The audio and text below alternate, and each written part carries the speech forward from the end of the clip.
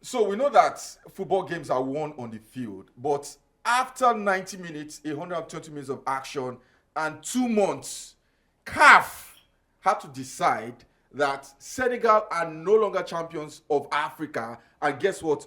Morocco are now the champions of Africa. How did we get here? We don't know, but CAF has a lot of questions to answer. Not just CAF, the Court of Arbitration for Sports will deliver the final verdict, and the eyes of the world will be on that particular issue. Welcome to another exciting edition of your favorite podcast. It is Tribal Football. Edwin, right here, and yes, I have my homeboys on set with me today, and we have plenty to dissect on today's podcast. Plenty of analysis, plenty of basketballs, plenty of banter. But hey, you get to have a swell time with us on set today. I'm not starting with him. I'm beefing him. Let me start with my homeboy, Bakole Oladuni. Bakole, what shirts today? Yeah, No and unfortunately, no shorts. unfortunately for me, I went out. I had to okay. You need to go out more. oblige the norms of society by wearing a shirt and my shoe. But usually I'm always in my jersey and trying to be as comfortable as I How do can. you feel now? Like wearing the shirt? I have imposter syndrome, You have new imposter syndrome. Yeah, I feel like I'm naked, even if I'm fully clothed. but yeah, it's good to be here, Edwin. Yeah, good to have you on set. Bodo, I like your shirt, by the way. That was the first thing I noticed when you came in. I don't know. You go size me, Shan. size- If it's too big for you, but you go size Let's me. just be clear. This I is go an see amazing Peter. shirt from Brace Wears. Good. We can continue. Oh shit. How you doing, Bodo? I've missed you. My brother, I just peeing. I have been unable to sleep the last 36 hours. Is it calf that causes it? My brother, calf has murdered sleep. Calf has murdered sleep. Okay, so since you brought up They've murdered sleep. I want you to sleep, please. So let's dissect it. Did Morocco have a case? Let's start with that because it was Morocco that appealed. Immediately after the final, they sent an appeal to CAF, and CAF's appeal committee deliberated on it, and 2 months later they came up with the verdict that Morocco is now our champions, not Senegal. Now, do you think Morocco have a case? Because Morocco cited Article 82 and 84 is the most popular article right now in football. Yes. In fact, in your sleep, you can recite Article 82 and 84. But Modo, let me start with you. Do you think Morocco have a case? Let me even make this easier for everybody. Okay. So that we are going to read it verbatim. Make it land because that's the biggest issue at this current moment. Yep. The key details are leaving the pitch, refusing to play, or failing to report for a match without valid reasons. It results to a forfeit. Okay. Right? Now, let's talk about this.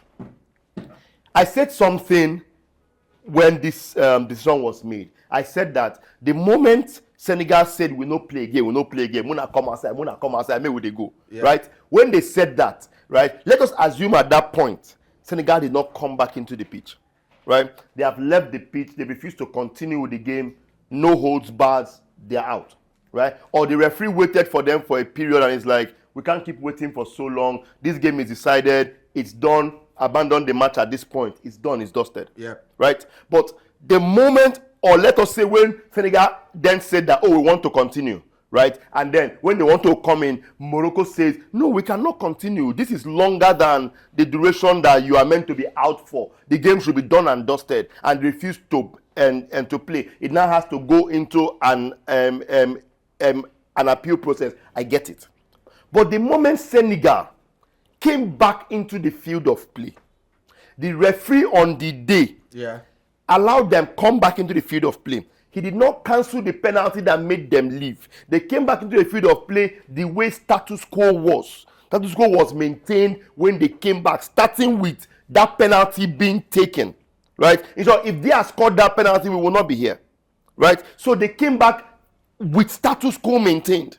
Right? They has played that penalty, lost the penalty. We had 8 more minutes. And after 8 minutes, we did 30 extra minutes.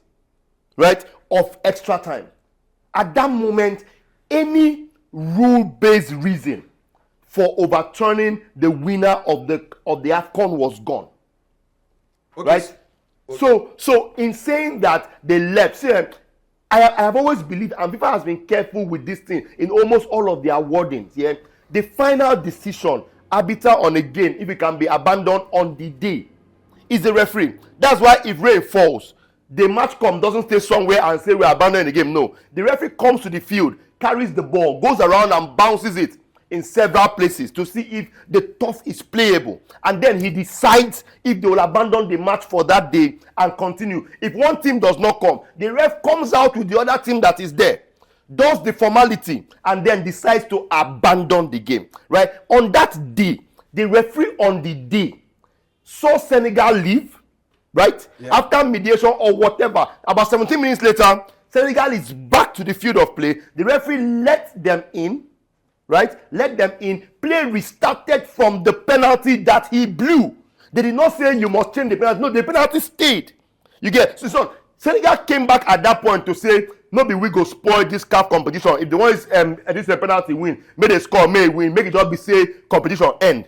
And so they came back. The referee let them in. Morocco did not protest at that point. They protested after they have lost the game. After 38 minutes of play, it makes no sense to now say that you can't abandon a match that you still play for 38 extra minutes. How you abandon? Can I make a case for Morocco? Please. Do you agree with him? I do, but I think at the end of the day, I think I would force the referee more. I think what are the valid reasons for a team to leave a football game? I don't think a wrong call from the referee is one. I think the moment the Senegalese players left the field of play, it should have been the end of the game. It wasn't for any racial slur. It wasn't for any racial abuse from the players or from the fans. It wasn't for any life or death. Yes, it wasn't any life or death situation. No players were injured or harmed at that moment. They left the field of play of their own accord because they believed the referee was wrong in giving the penalty. Yeah. And at that point, and I said it when it happened, I said the conduct at which, or the way Senegalese players carried themselves was absolutely wrong, and the referee had no rights allowing them back into that game. The moment you would say unilaterally, aside from Sadio Mane, the moment they went into the dressing room, not even to where their managers will be in the coaching stand or whatever, they all went into the dressing room. The only player that was left was Sadio Mane and probably Idris Agoye. Yeah. And the only reason why they came back was because Sadio Mane convinced them to come back. Yeah. So at that point, I personally felt the game should have been forfeited. But the moment the referee allowed the game continue, and like Modo cited, the penalty was taken. The penalty at which the referee called and caused all this issue, it was taken and it was lost. They played an extra 30 minutes of football.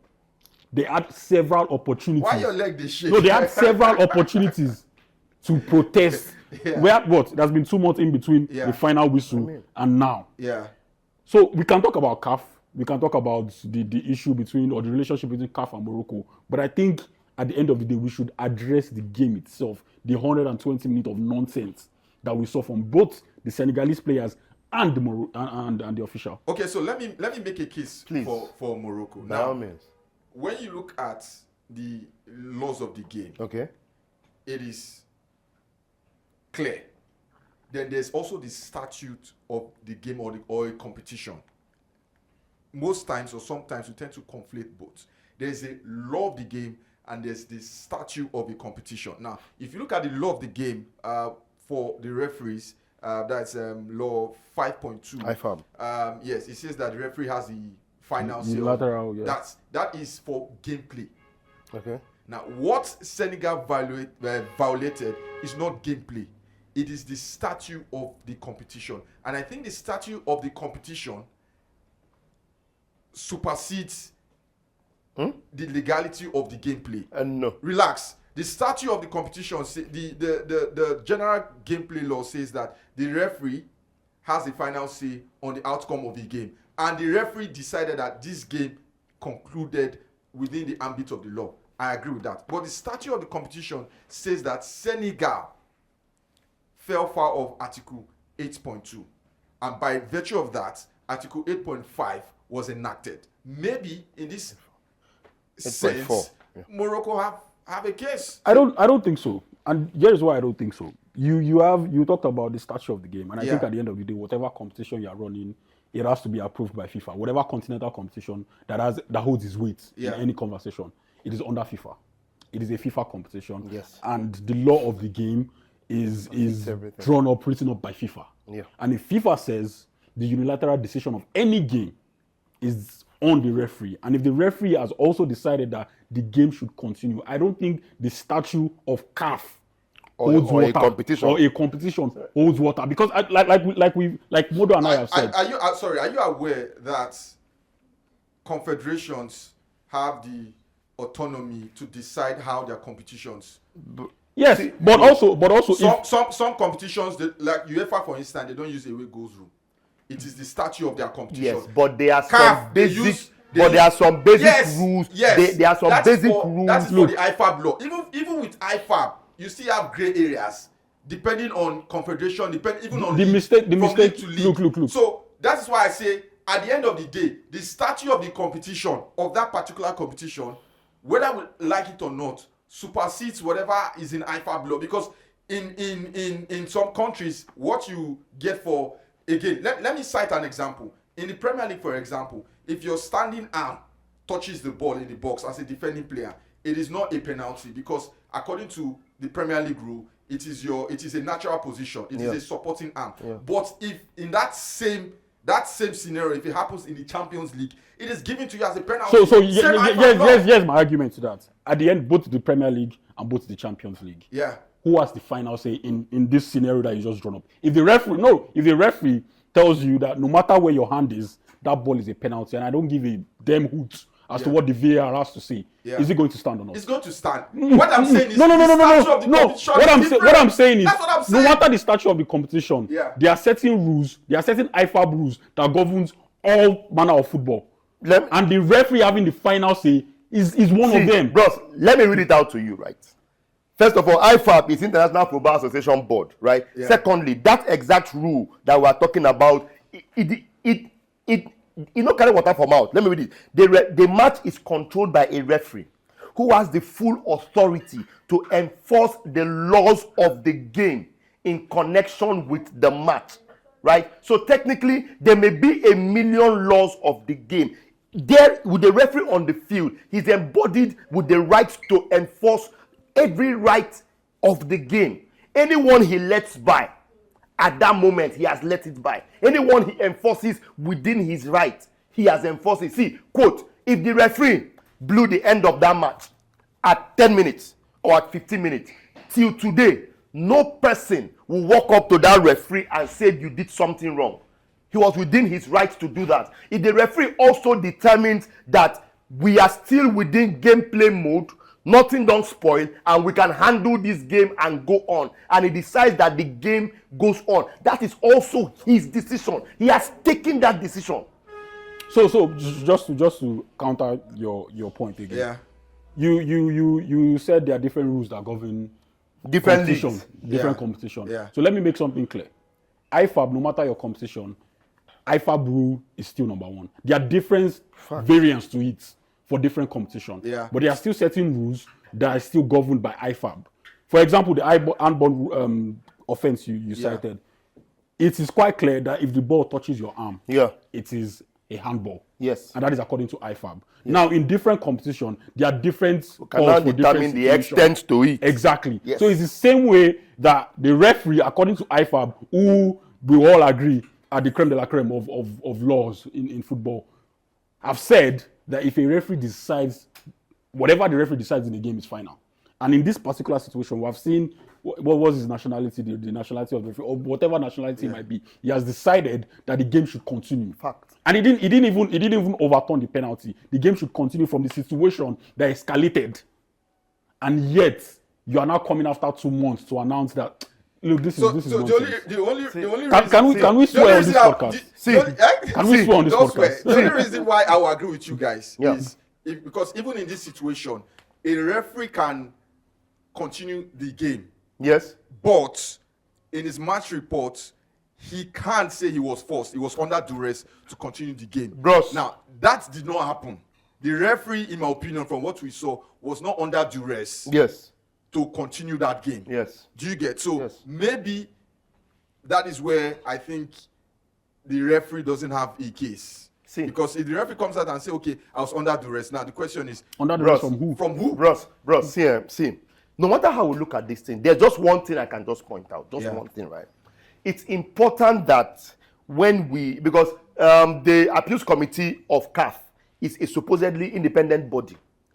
They are voted in by the Congress too, right? It's important that when people apply for these roles, right, they may have a whole judicial career away from football, right? But when they find themselves in football, it's important that they understand rules as regards how it applies to the game. Quick one, Modo. Do you think it's a coincidence that immediately after the AFCON, immediately after the final, the then appeals committee, the initial disciplinary board was disbanded? Okay, no, this is a big committee now. And new members were brought in. Is it a coincidence? Okay, so personally, it's not. My only problem here is the reason it's a factor is because these guys, their first basic major assignment, right? And for some of them in football, is something as big as this. You get, see, the CAF disciplinary board got it right from the beginning.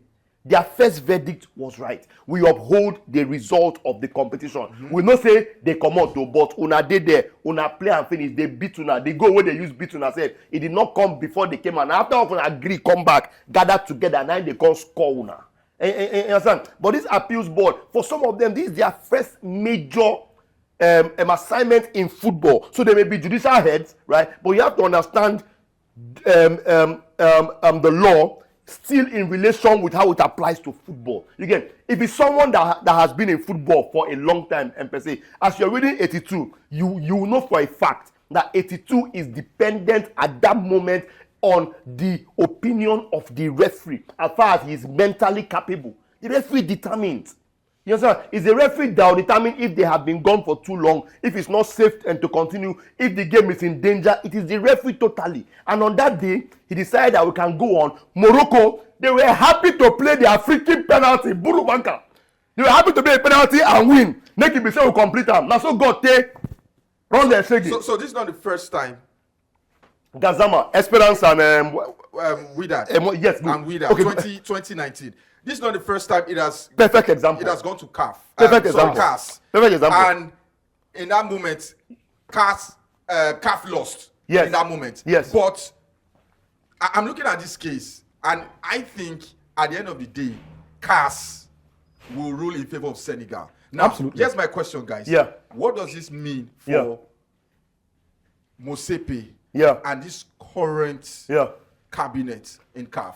Okay, so primarily, so first of all, talking about that your case, it's almost like an Uno reverse because it's a reverse. Yes, we that left the pitch, and the referee waited for 2 hours. For exactly 2 hours. And he said, it was 2 hours.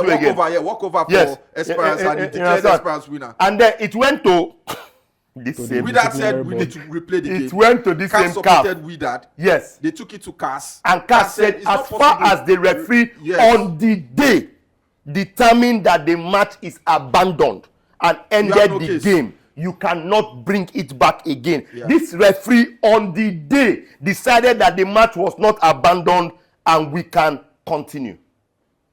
What was that question again? What does it mean for because it is almost it's almost it is like unfortunate Senegal will win this case. No, see, first of all, it will be strange if CAS decision comes back and Senegal doesn't win, right? But it is so unfortunate that Mosepe's time in CAF, mostly as it's nearing its end, it's looking like what will be determined by little issues like this and kowtowing to Morocco and one or two other. It is really sad. I mean, I watched his entire video about the CAF release yesterday, and he said a load of everything and a load of nothing. He said a load of everything. But basically he was saying, my hand no dey the first disciplinary board. My hand no also dey the appeals committee. My hand no dey two of them. My own be say all of them are independent bodies. May they go do their. In short, these two decisions show that CAF is truly independent in terms of their disciplinary committee and their appeals committee. My hand no dey. If you go CAS tomorrow, CAS say the two committee dey craze. You give it back to Senegal. My hands still no day. They are making what he just did. So Edwin, I think this is a low point for football administration generally, and this is not just a CAF thing.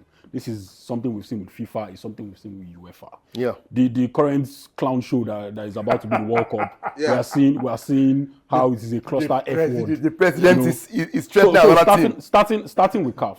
For a very long time, I felt Musepe thought or he believes that he's a celebrity. He's not a football president. The way he carries himself, the way he carries, his image, he comes out as a celebrity. Record label boss. Yeah, as someone who is doing Africa a favor. And maybe he might be doing South Africa a favor. I don't know. Maybe he might be doing the Mamelodi Sundowns a favor. I don't know.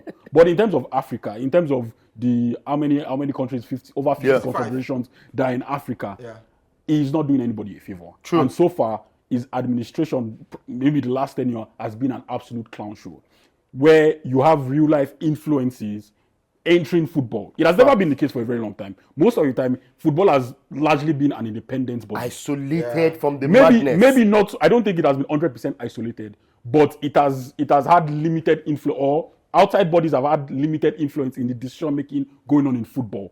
I don't think we can say the same thing in 2026.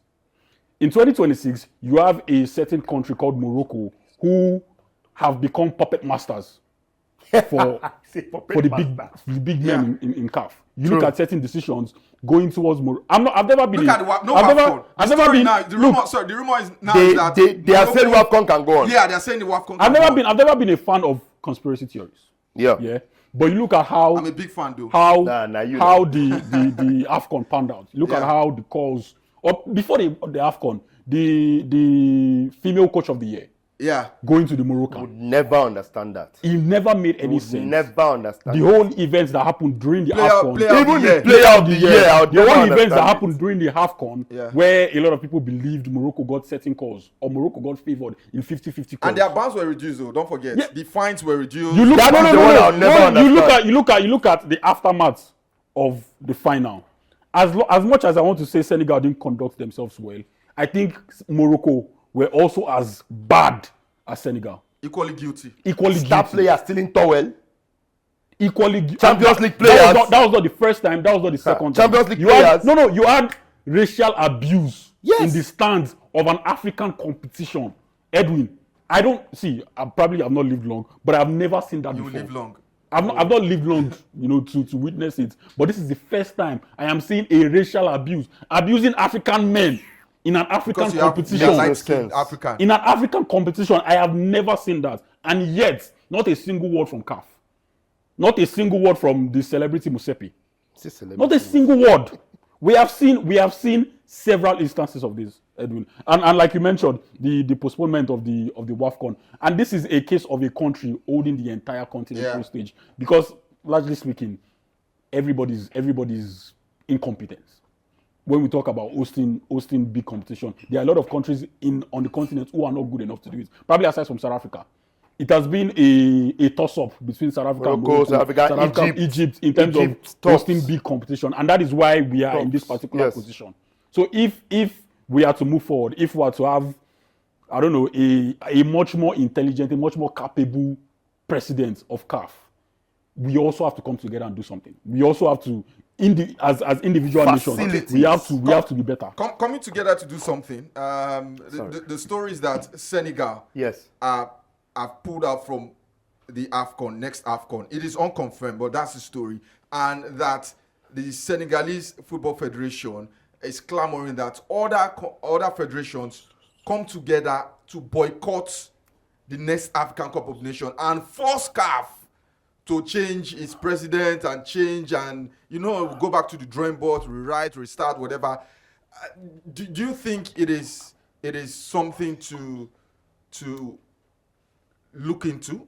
Do you also feel that for those who have criticized the African Cup of Nations, guys like Jamie Carragher who came on social media to gloat, do you think this has given credence to their opinion that the African Cup of Nations is not as big as we claim? In terms of Carragher's opinion about the African Cup of Nations, bullshit. I still think he's still a dimwit about that. It's bullshit. I don't think this situation.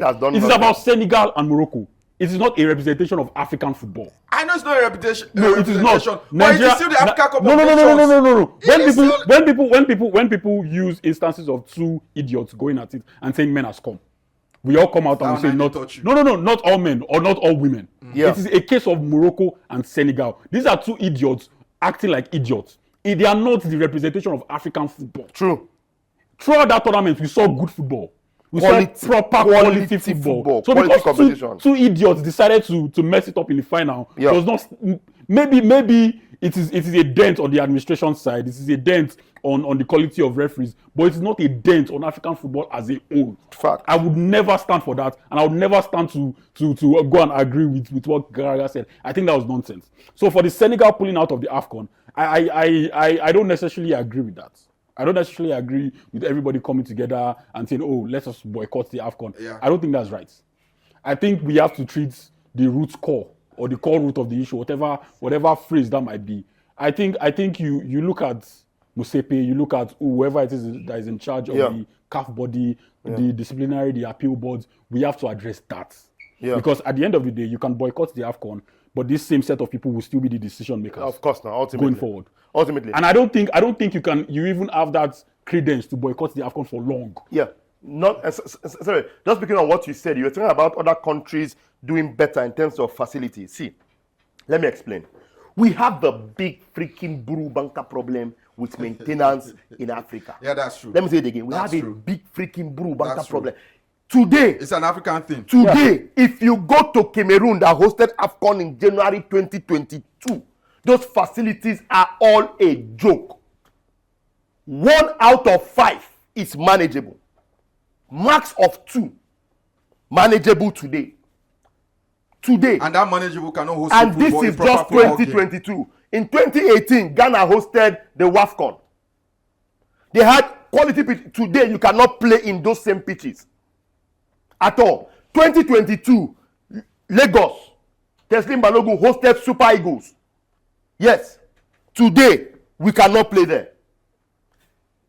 This was it. So I should say, if I do a trip to Côte d'Ivoire, I feel say they are on of 2024. If we don't get problem, we have to see a lot of money is spent on these facilities for this competition. It's meant to ensure that there's quality spread around. We can't have quality come to your doorstep and we throw it away. When did we host this? Is it on something or something? 2013. And I will play 2013. In Ilorin. Yeah. Nigeria, Switzerland final. Yes. 2013. Bro, if you go to Ilorin today, the facility that hosted all of this competition, the pitch is a mess. All the training pitches that were world class are a mess.